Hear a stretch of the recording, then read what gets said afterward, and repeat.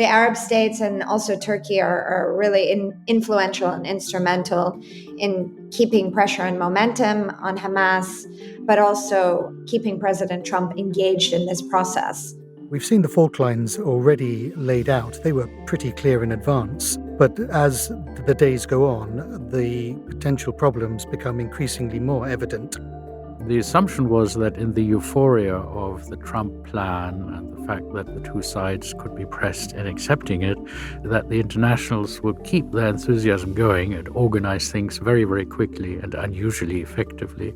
But of course, history tells us that normally that doesn't happen. Hello again. Welcome to Independent Thinking, the podcast from Chatham House. I'm Bronwen Maddox. Today, we're talking about Gaza. We'll be talking about Donald Trump's eternal peace plan, about the players who might make this work, about what might go wrong, that's lots of things, and what could make this go right. How do we get here? On September 29th, Donald Trump changed course from his past declarations of taking over the Gaza Strip, turning it into a Riviera, and he announced a 20-point comprehensive plan to end the Gaza conflict. First will come a ceasefire, release of hostages, Israeli troops pulling back in stages, and the resumption of aid. Later stages would see temporary transitional governance of a Palestinian technocratic group overseen by a board of peace to include former Prime Minister of Britain, Tony Blair, then Gaza being demilitarized and Hamas placing its weapons permanently out of use, and Arab and international partners sending in a stabilization force, and eventually, with no timeline, a reformed Palestinian Authority paving the way for a credible pathway to Palestinian self-determination and statehood. No mention of the West Bank or a two-state solution. And we are some weeks on from that, and much has happened. With me in the studio, my Chatham House colleagues, Professor Marc, a senior research fellow in international law and governance and a former UN mediation expert, and Stephen Farrell, who wrote a book on Hamas. And joining us on the line is Dr. Sanam Vakil, director of our Middle East and North Africa program. Marc, plunge straight in. You're a mediation expert. Does it look like a blueprint that has a chance of success? I like your word blueprint because the announcement that was adopted on the 13th, this Monday, where the mediating states agreed that they had a peace agreement, the Trump peace agreement, they called it, that it isn't. It is really still the blueprint of 20 principles. The only real agreement we have is something called implementation steps that were signed by the two parties, including Israel. That concerns the hard military ceasefire, the return of the hostages, and some of the things that have already happened. Which we're in the middle of it at the moment. Which is happening. But that's really the only thing that has been firmly agreed. The rest is still essentially the Trump plan of rather general principles. And the challenge will now be to turn that into what we would ordinarily expect in a peace agreement, plus the vast implementation machinery that one will need to add this international element to it. And that will require a huge effort of coordination and unusually speedy action for the international community. We'll come on to some of those points. Sanam, ceasefire, peace, both, neither. What do you think? Marc really did a great job laying it out. I think this is a blueprint. As you mentioned, Bronwen, it's a ceasefire, but there are no real binding timelines beyond that initial 72-hour window to return the hostages and release Palestinian prisoners. And so the next phases, whether it's the phase of security and demilitarization, phase beyond that focuses on governance and reconstruction, and then that fourth phase, the one that is really hard to see in the distance, the final status talks that will hopefully see Palestinian statehood. There are no details, and we are just hoping that the U.S. president remains engaged, that Hamas will remain cooperative, that Israel will remain compliant, and that the rest of the international community will mobilize as quickly as possible. We'll come on to that, but Donald Trump, of course, has said in recent days, well, I'm not talking about one state, double state, two state, I'm talking about rebuilding Gaza.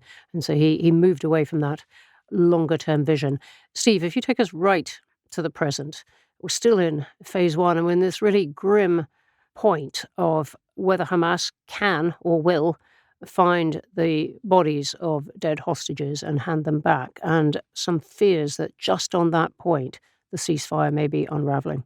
Yeah, we've seen the fault lines already laid out. They were pretty clear in advance. But as the days go on, the potential problems become increasingly more evident. Is Hamas likely to lay its arms? No, it isn't. It'd be very uncharacteristic of it ever to do so. Will it hand over all the bodies? We've already seen beginnings of a squabble about that. The Israelis saying not enough, we may cut off aid. Hamas saying, well, here's some more. Now they're saying we don't know where all the bodies are. We need expert help on that. The devil being in the detail, this could very easily fall down any one of these cracks. So, Marc, do you think it takes more US pressure at this point? We're stuck right at the point, the very beginning of phase one, on this question of the grim question of whether Hamas can and will find these bodies and hand them back. Actually, the only element that is a firm, as it were, almost legal agreement, these so-called implementation steps the sides have signed, does offer some understanding for the fact that Hamas may not immediately be able to locate all of the bodies. And there's actually a mechanism built in to deal with problems on this. So the idea that Israel would punish, as it were, the civilian population for Hamas's inability or failure to deliver some of the sadly deceased individuals is actually not quite acceptable. There is a mechanism in the actual deal to address this problem, and in a way the problem has been anticipated. When they signed it, they knew it may not be entirely easy to locate all of the bodies. I haven't heard that there's reluctance on the part of Hamas actually to comply. Of course, if that were to be the case, it would change the game. But for now, they have kind of a point in arguing it's very difficult under present circumstances to deliver more. And you're talking there about Israeli aid. I mean, we've had a day or so of reports that Israel, and statements from Israel, that it is going slow on the access of some of the aid until Hamas produces more bodies, though we're told that today more aid may start flowing and more openings to Gaza opened. Yes. Again, it's very unusual that a government would claim that it can punish the civilian population for the failings of an organization that may exercise control over them but doesn't really fully represent them. So this response is also difficult to explain, as I noted, given that there's a mechanism to address this very problem in the only bit of the agreement that kind of looks like a legally binding text. This kind of flashes red alarm bells to me going back into history, because the last time the international community really had to confront Hamas, the reality of Hamas, was in 2006 when Hamas won elections. And the way they chose to go was to impose 3 conditions on Hamas: renounce violence, recognize Israel, and abide by previous agreements. And right away you got into, will the future all hang on these 3 conditions? And you got into minute parsing of this and that and the other and who's falling down on these. It does feel that if they don't learn the lesson of history, which is that once you get into that, the minutiae, this thing is probably going to fail from the outset. I think they should probably, a broader view should be taken. People should step in. And I think that is, frankly, the function of President Trump, which is somewhat to say to Netanyahu, let's give this thing a chance, let's push it through. And on the international community, and Sanam knows more about this than I do, saying to them, you need to move this along. The world has changed and you are going to play a different role in that world. I was just coming to Sanam on exactly that point. Sanam, what you think the neighbours are doing in terms of pressure on all parties to keep this moving? The Arab states and also Turkey are really influential and instrumental in keeping pressure and momentum on Hamas, but also keeping President Trump engaged in this process. Arab states collectively have been working behind the scenes to develop the Arab peace plan that was meant to counter President Trump's original idea of Gaza Riviera. And so there is a bit of a division of labor where obviously Turkey, Egypt, and Qatar, that have the closest ties with Hamas, will continue to play, I think, important roles on mediation and try to address some of the tricky security issues on the border. And maybe even we might see some contribution to stabilization forces. The Jordanians, potentially alongside the Turks, could also help train security forces, local security forces in Gaza, as part of the stabilization concept that is oftentimes discussed, again, in vague terms. And it is expected that the United Arab Emirates, Saudi Arabia, and Qatar will play an important role in contributing funds for reconstruction and providing the political backing for the governance reform of the Palestinian Authority. These countries, individually and collectively, have been under immense pressure from their populations for over 2 years now. So they're in a difficult position of wanting to support a process that will see a Palestinian state, but they also simultaneously don't want to be pushed around by Netanyahu, who they don't trust. They don't want to be forced into normalization agreements until there are guarantees to this process. And finally, there's also reluctance to contribute funds for reconstruction if there's no guarantee that the war is permanently over. You're talking about some of the things that hang there in the distance as goals, wished for goals, including a Palestinian state, or wished for by many parties in this, not all.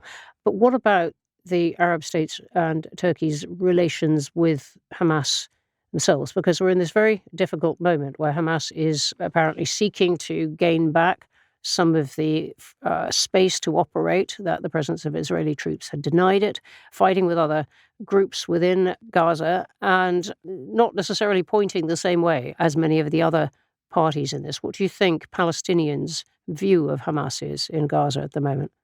Well, I think, first of all, from a regional perspective, obviously you have countries that have the ties with Hamas, but also take a more realistic position that getting rid of Hamas or demilitarizing Hamas is going to be very difficult.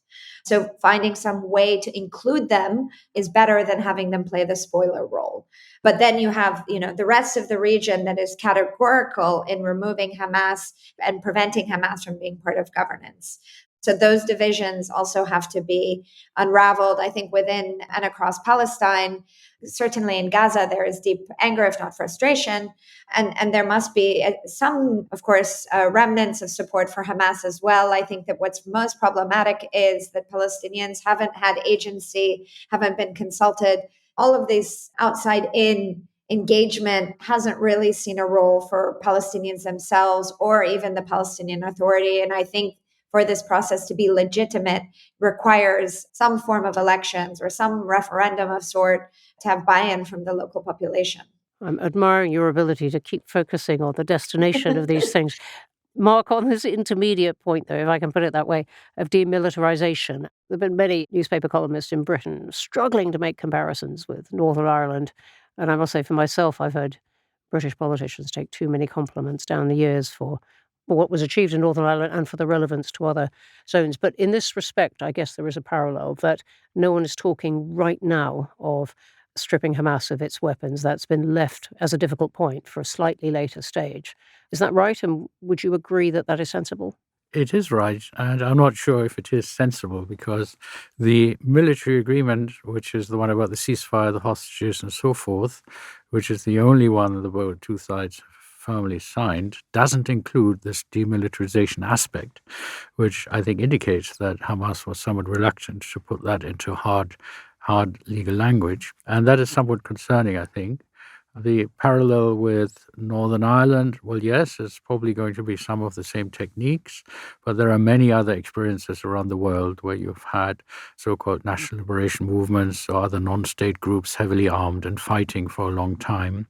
But that tends to take years to implement. There are programs of buyback of weapons, which I don't think will be utterly effective in relation to sort of heavily ideologized fighters like I imagine Hamas to be. And then there's the idea of sort of gradually weaning them back into civil society, giving them perspectives for life where they can succeed economically and find other ways of being engaged other than through violent ideological struggle. And that can, I think, only work, and Sanam is absolutely right, always to bring us to the final point, if there is some sort of destination that meets the overall aim that unites them all, which is some sort of resolution of the status of Palestine. So that prospect has to be somewhere dangling in the future, and there has to be some sort of avenue towards it. Otherwise, I think it will be very difficult to keep the present momentum going. But just to start collecting weapons from something like Hamas is going to be a bit different from the IRA. It's going to be more difficult. There may not be that overwhelming groundswell from public opinion as we had in Northern Ireland, where everybody said we had enough of this. We want to have a totally different society. So I don't think it will be done instantly. And as I say, it's a bit concerning that it's actually not formally part of the definite elements of agreed legal language. As you said, Hamas was very noticeably silent on this. Steve, Hamas, its weapons, can they be parted? The focus on Hamas's weapons is totally understandable. Israel, after October the 7th, has a visceral fear that they will come back. But I spoke to somebody in Gaza yesterday, and the fear there is of weapons in the hands of many groups. It isn't just Hamas which has weapons. We have videos on social media, people calling themselves the National Army, setting themselves up as an opposition group in North Gaza. We have clans, the Dogmush clans. We have internal, we believe, rifts within Hamas. There's always been a tension within Hamas between the Palestinian nationalists and the more jihadist global armed wing leaders. Some of these weapons supplied by Israel. I personally don't know that, but certainly Israel has, at the very best, turned a blind eye, according to many reports, encouraged opposition groups within Gaza to undermine Hamas. It's a better way of putting it. There was a question mark at the end of my sentence. And this is how Hamas itself started off back in the 1980s. Hamas was a small group of religious Islamists, an offshoot of the Muslim Brotherhood, and I have spoken to numbers of its Israeli generals and politicians, leaders, who all put their hand up and say, we made a mistake. We turned a blind eye to Hamas in the early days because we saw them as a useful divide and rule foil against Yasser Arafat. That's well established, reporting over decades. Hamas will be very aware of the dangers of internecine strife within Gaza, and frankly, from the Hamas military figures I've met in the past, the idea that they're going to lay down their weapons and make themselves vulnerable to other armed groups who will turn on them for slights very real and perceived, they're not going to make themselves that vulnerable. So what should happen and what might happen, I think, has to defer to what's likely to happen, and that is not likely that Hamas will give up all its arms. So what do you think the Hamas leaders, the few that remain, are calculating now? At least two of the leaders that remain were founder members of Hamas, including Khaled Mashal. So there's no shortage of experience. There's no shortage of remembering how they've acted in the past when in difficult circumstances. I think it's fairly clear that Hamas has agreed to take a political step back and hand over to a group of technocratic Palestinians. I think they've realized that the world will not rebuild Gaza unless Hamas is removed from the political picture. Hamas does not have the money to rebuild Gaza, manifestly. So they've agreed to take a political step back. They've agreed to defer. They hate Tony Blair, but I imagine they might hold their noses if the upside of Tony Blair is billions of dollars flowing in from the Gulf. However, taking a political step back and completely demilitarizing are two separate things. I think they'll try and remain, in Sanam's excellent phrase, spoilers, with a veto over anything they really don't like, but just let things go for the moment. So, Sanam, let's go to that longer-term picture, which you've been marvellously, doggedly holding out for us. What is the way ahead that could get Gaza there and the Palestinians overall? I think it's first of all important to just double down on why the way ahead is important and why we do have to have a goal to hold on to. And this is something I think that Israel itself needs to hopefully get to, that Israel's security is perhaps going to be in a better place with a Palestinian state where Palestinians have sovereignty and agency over their territory rather than the status quo of how Israel has managed the conflict for well over 3 decades. And then a broader picture, which is connected to Israel and its security, is that it's through Palestinian statehood and the achievement of Palestinian statehood that you puncture the ideology of resistance that fuels that axis of resistance across the region. And, that basically gives them a massive ideological blow. And thirdly, for Israel, it's through statehood that Israel will get that normalization and integration that it was after, prior, of course, to October 7th. So how do we get here? That's the hard part. Yeah, and that's what you've set out is, if you like, the argument to Israel. How far do you think the Arab states nearby are willing to go, for example, in supplying troops? Those troops be willing to be shot at, to take on the kind of contest that is going on the streets of Gaza? No, I'll be very honest. I think that currently no Arab state is willing to take that burden on its own. I think even they need an international mandate of some force that can bring together troops or trained forces from multiple rounds of countries. For Arab states on their own, I think that exposes them too much. They don't have that confidence, and I don't think that they're willing to take those risks. And that's the problem. They too are maybe not confident that there's a process at the end of it. They know there needs to be a process, but of course, how we get there, how we work through the details of the stabilization, and of course, the governance reform is, I think, going to take quite some time. Marc, I wonder if we, and everyone maybe, is in danger of magical thinking when people start talking about international forces, technocratic boards, and so on, without being very precise. This body that will come in and somehow hammer out a path forwards. What is your experience on this? Well, normally in the UN, setting something like this up would take 3 to 6 months, and that is just not the kind of time frame that I think is available here. So there is a need for magic. Whether it will occur is a slightly difficult issue. I was disheartened to hear Sanam, who will know these things, mention that the Arab states might not have the confidence to deploy this Arab-led peace force. I think the hope was Islamic states plus the Arab states together might be able to put this together reasonably quickly. But if they want to be matched by Norwegians and Brits and others, I think that will make it even more difficult.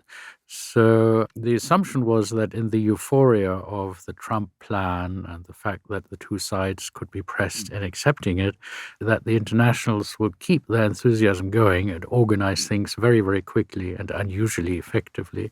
But of course, history tells us that normally that doesn't happen.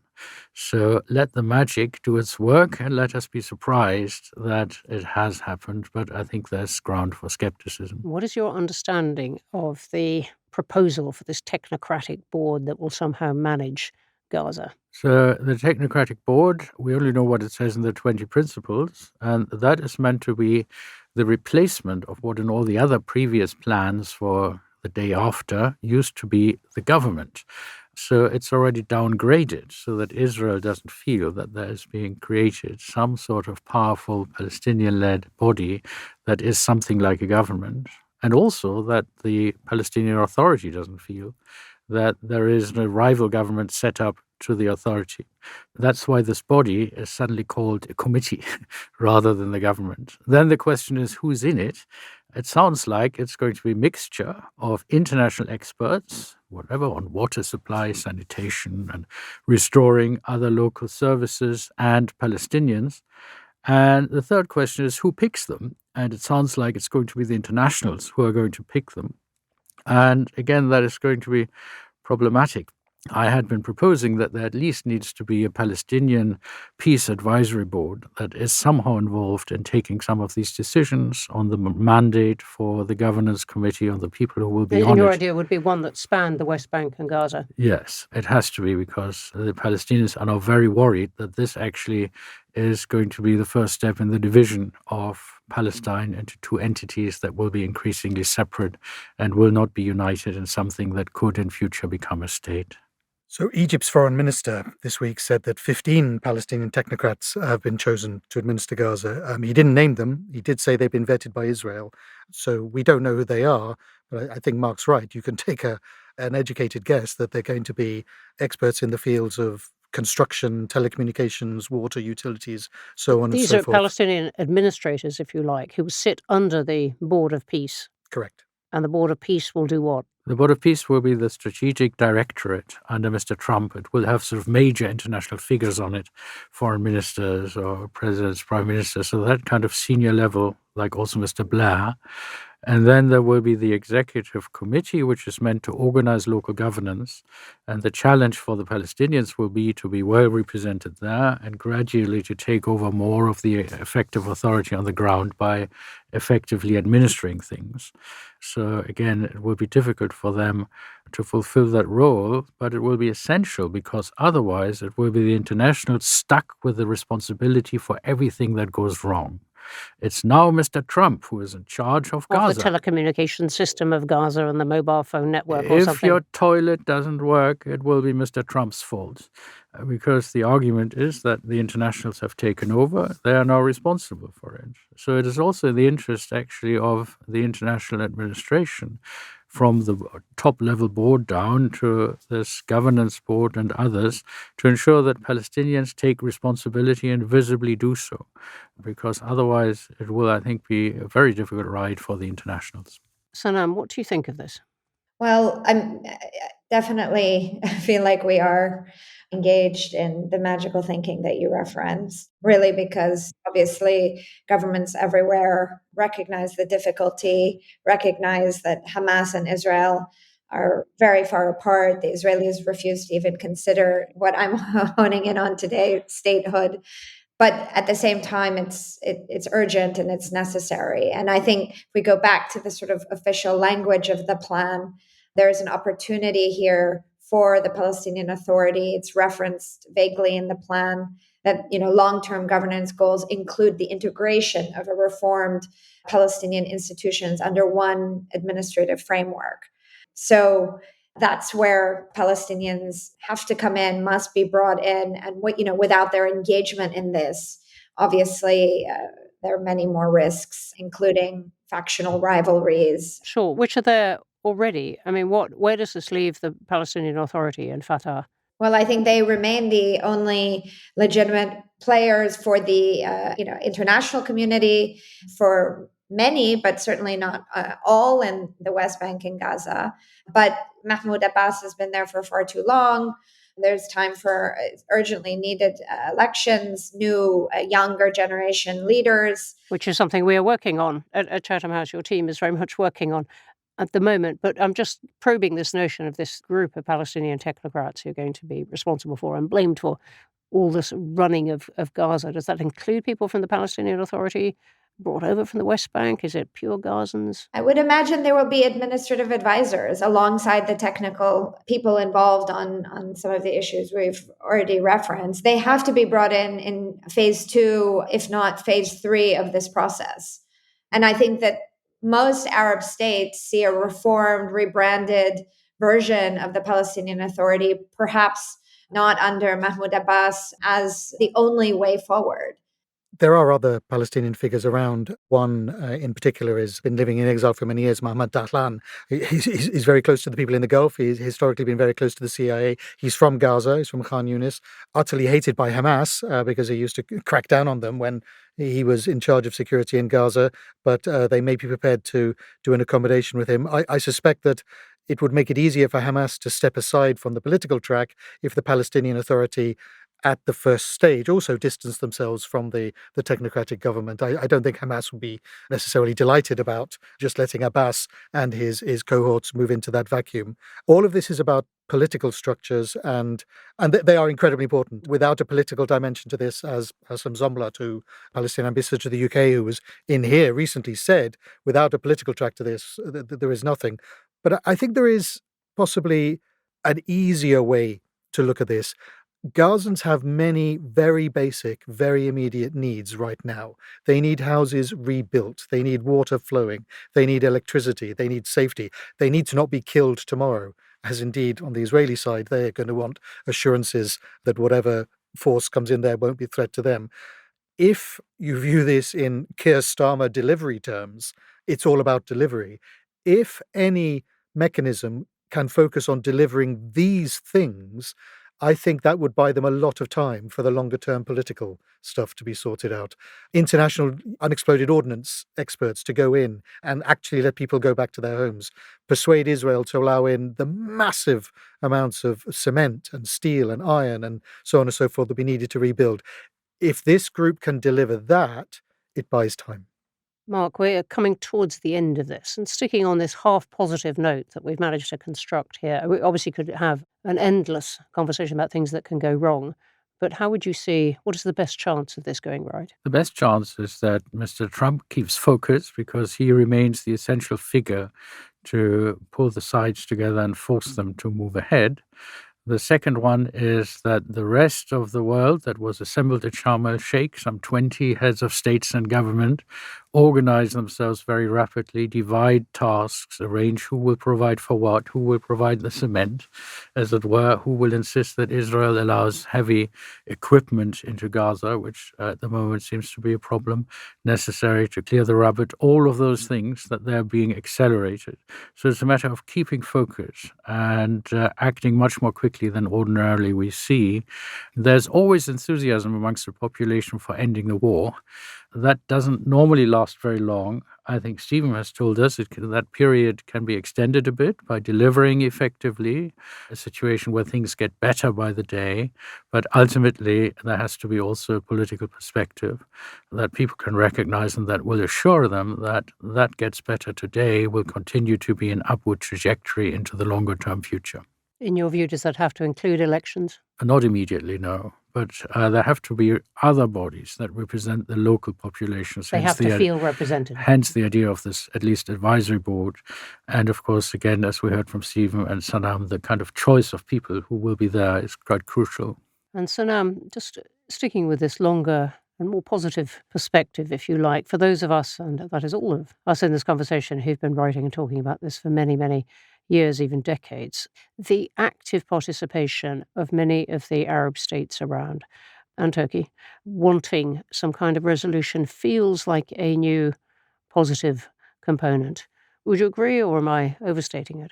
No, you're not overstating it. I think that, if anything, October 7th and the past 2 years has shown leaders across the region that sidestepping the issue of Palestine is not a sustainable way to address regional security or regional integration. And so they are, for the time being, very invested. They also very much recognize that their populations are very politicized over the issue of Palestine, which, it's worthwhile remembering the demographics of the region.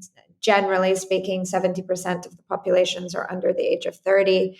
They've been watching this war on social media, on TikTok in real time, and they care about this issue, this outcome. They would like to see justice for Palestinians. And so leaders are worried that they too will be held accountable.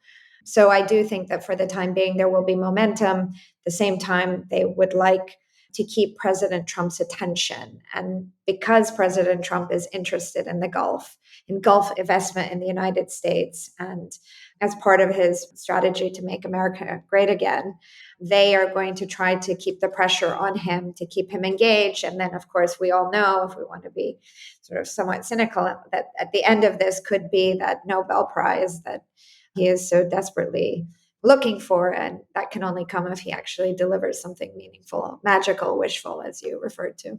And that sticks beyond magic. I had not mentioned the Nobel Peace Prize, but thank you for dangling it there right at the end. We are at the end. We're going to have to stop there. Obviously, the subject does not end there, and I'm sure we'll be returning to it. And do look on our website for the extensive coverage from our Middle East colleagues in the Middle East programme, and from Marc Weller and others in our large team.